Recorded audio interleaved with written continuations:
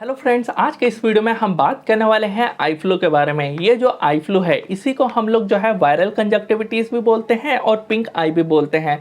तो क्यों नाम इसका आई फ्लू है या वायरल कंजक्टिविटीज़ या पिंक आई है, सब कुछ मैं आपको समझाऊंगा इस वीडियो के अंदर कि क्यों इसका नाम ये पड़ा। इसके अलावा ये आखिर हो कैसे रहा है ये आपको मैं समझाऊँगा। उसके अलावा इतनी तेज़ी से आखिर क्यों फैल रहा है, या कौन कौन से आपको ड्रॉप्स यूज़ करने चाहिए या मेडिकेशंस यूज़ करना चाहिए, या फिर कौन से आपको होम रेमेडीज़ यूज़ करना चाहिए, सब कुछ आपको इस वीडियो में जानने को मिलेगा।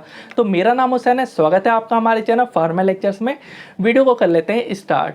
तो सबसे पहले हम ये समझते हैं कि आई फ्लू जो है ये नाम क्यों पड़ा। तो आई फ्लू के अंदर जो ये फ्लू वर्ड आप सुन रहे हो ना, इस फ्लू का मतलब ही होता है वायरल इन्फेक्शन, और वायरल का मतलब होता है वायरस, यानी वायरस के द्वारा हुआ इन्फेक्शन, इसी को हम फ्लू कहते हैं।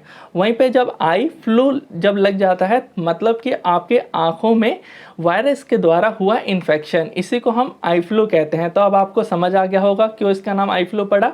इसके अलावा वायरल कंजक्टिविटीज इसको हम क्यों बोलते हैं, तो इसको समझने के लिए थोड़ा सा आपको कंजक्टिवा को समझना होगा।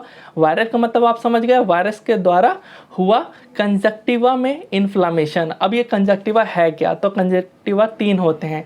एक होता है पैल्पेब्रल। पैल्पेब्रल कौन सा होता है, जो हमारे ये आईलिड होता है ना, इसके अंदर वाला जो ये पोर्शन आप देख रहे हो ना पिंक कलर में, इसी को हम लोग पैल्पेब्रल कंजक्टिवा कहते हैं। जो दूसरा कंजक्टिवा होता है ये हमारा आईबॉल है ना, आँख, इसमें वाइट वाला पोर्शन, इसी के ऊपर एक लेयर लगा है कंजक्टिवा का, तो ये सेकंड वाला कंजक्टिवा हो गया जिसको हम लोग बल्बार कंजक्टिवा कहते हैं। तीसरा कंजक्टिवा इन दोनों को जोड़ने वाला, तो ये दोनों जुड़ेंगे कहाँ पे, तो ये कोने कोने पे जुड़ेंगे। तो ये जो आप पूरा सर्कल देख रहे हो ना, इसको हम तीसरा यानी फॉर्निक्स कंजक्टिवा कहते हैं। तो इसमें इन्फ्लामेशन हो जाता है। अगर इस वाले में इन्फेक्शन होगा तो उसके बाद क्या होगा, तो ये स्वेलिंग कर जाता है, और ये जो वाइट वाला पोर्शन आप देख रहे हो उसमें इन्फेक्शन फैलता है इस वायरस के द्वारा। तो क्या होता है, रेडिश कलर, तभी तो आपको देखने को मिलता है, रेड कलर हो जाता है पूरा। इसके अलावा जो तीसरा है ये तो इचिंग वगैरह आपको होता है। तो ये हो गए इसको क्यों बोला जाता है, वायरल कंजक्टिविटीज़। जो तीसरा है पिंक आई क्यों बोला जाता है, बिकॉज ये जो आप देख रहे हो ये पिंक ही कलर तो है, इसमें इन्फेक्शन हो जाता है, इस वजह से पिंक आई इसको बोला जाता है। तो ये हो गया इसके नाम के बारे में। अब इसके बारे में समझते हैं। अब मैंने इतनी देर से आपको ये समझा कि वायरल इन्फेक्शन है, तो कौन सा जो है ये वायरस ये इन्फेक्शन कॉज कर रहा है। तो ये जो वायरस है ना, इसका नाम है एडिनो वायरस। अब ये एडिनो वायरस जैसे कि आपने देखा था कोविड-19 वायरस जो कि कोरोना वायरस फैला रहा था, रेट्रो वायरस आपने सुना होगा जो कि एड्स की बीमारी फैलाता है, वैसे ही ये एडिनो वायरस है जो कि आई फ्लू, वायरल कंजक्टिविटीज या पिंक आई को फैलाता है। कोविड-19 वायरस जब किसी के अंदर आ जाता है तो अगर उसकी इम्यूनिटी अच्छी खासी रहती है तो क्या होता है, वो जल्दी रिकवर हो जाता है। वैसे ही सेम इसमें भी है कि इसमें आप लोग मेडिकेशन या ड्रॉप्स तो यूज़ कर रहे हो, बट आपको अपना हेल्थ भी तो ठीक रखना है। अगर आपकी इम्यूनिटी अच्छी खासी है तो आपको जो है ये जल्दी से ठीक हो जाएगा, अदरवाइज़ टाइम लगेगा। और सेम वैसे ही है जैसे कोविड-19 वायरस जब किसी में आ जाता है तो अगर वो होम क्वारंटीन 15 दिन के लिए हो जाता है तो ऑटोमेटिक वो ठीक हो जाता है। वैसे ही ये भी है कि कुछ टाइम बाद ऑटोमेटिक ठीक हो जाएगा, लेकिन आपको जो है प्रॉब्लम हो रहा है वो बहुत ज़्यादा पेनफुल हो रहा है, बिकॉज आई स्वेलिंग का इशू आना, आँख से पानी आना, इसके अलावा जो है आँख रेडिश हो जाना और ईचिंग बहुत ज़्यादा करना, तो ये सब प्रॉब्लम्स हैं। तो इसके लिए आपको जो है ड्रॉप्स और मेडिकेशन का यूज़ करना ही है। तो सबसे पहले ये बात कर लेते हैं, अगर किसी फैमिली में हो जाता है तो उसको किन किन बातों का ध्यान रखना है। सबसे पहले तो आपको अपने आँखों को ऐसे टच नहीं करना है।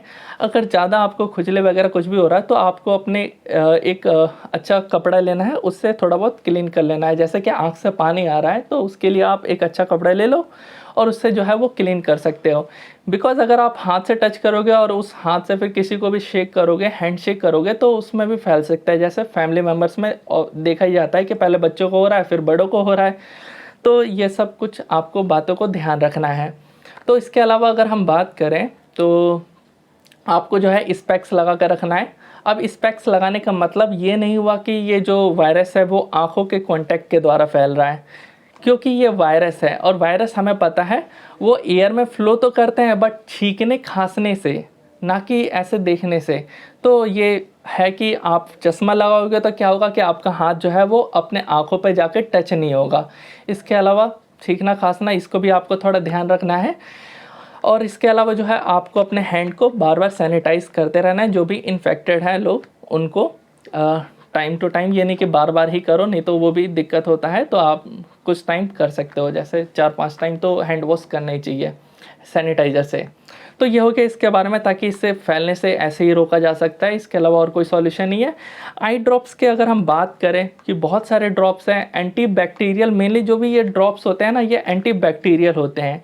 और एंटी बैक्टीरियल जो ड्रॉप्स होते हैं वो बैक्टीरिया के इन्फेक्शंस को ट्रीट करते हैं, ना कि वायरस को। वायरस के लिए आपको पता ही होगा कोई भी ड्रॉप नहीं है ऐसे। तो इसीलिए जो है इसके अंदर जो आपको देखने को मिल जाता है डेक्सामेथासोन, ये डेक्सामेथासोन जो है आई ड्रॉप्स के अंदर अगर प्रेजेंट है, तो उन्हीं का मेन जो काम होता है वो होता है आपको रेडनेस से बचाने का, आपके आँखों को जो स्वेलिंग हो रही है उसको, स्वेलिंग को कम करने के लिए।